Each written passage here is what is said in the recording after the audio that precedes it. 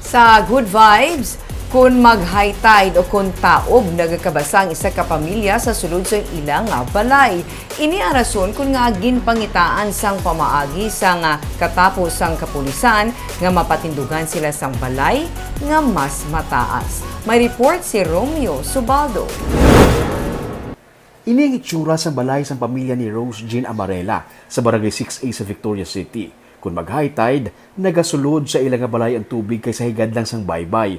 Gani, kung magsaka ang tubig, nagatindog lang sila ni Rose Jean para hindi malapawan sa tubig dagat.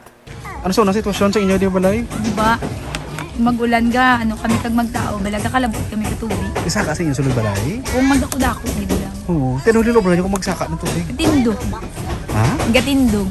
Tindog lang? Basta Magunas.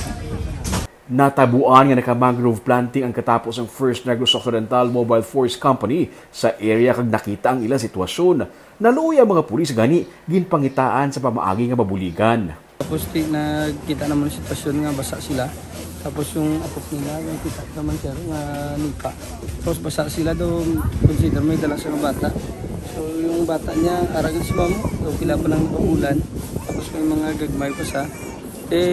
Amo to sir nga sa pangamuyo sa daw nga pwede sabto ng pangamuyo nga ni Lord nga mga kuran sa balay. Gani, pinaagi sa project pag-ulikid sa mga pulis kag sa bulig sa ilang mga partners nagakuha sa mga construction materials sa mga pulis. Sila mismo nagbulig sa pagpatindog sa bag-o nga balay para sa pamilya ni Rose Jean.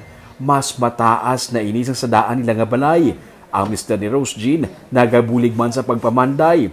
Ang ilang mga kaigod balay nagbulig pagid gani ang pensaranay sa mga pulis nga isa ka semana nga proyekto mas nadasig nga natigayon. Felix Yusay Foundation ng barangay official na course ng barangay 6A.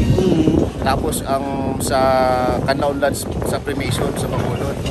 So mga stakeholders pa nato na Yung community daw sir, nag-help man yung para bayanihan system? community. Kaya nga sir lang, so we're expecting supposedly 1 week pero because of the Bayanihan system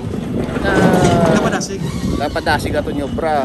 Pensaranay ni Rose Jean, construction materials lang ang ihatag sa mga pulis. Dako ang pagpasalamat niya nga pati ang mga pulis nagbulig sa pagpamanday. Daw pareho lang kuno nga nagdaog siya sa loto sa nabaton nila nga bugay. Doon nagdaog lang bagay naman, doon nagdaog lang kami, sobrang pa kami sa nakadaog kami sa loto. Isa lamang si Rose Jean sa mga nabuligan sa Mobile Force Company nga natukuran sang panibag-o nga puloy-an.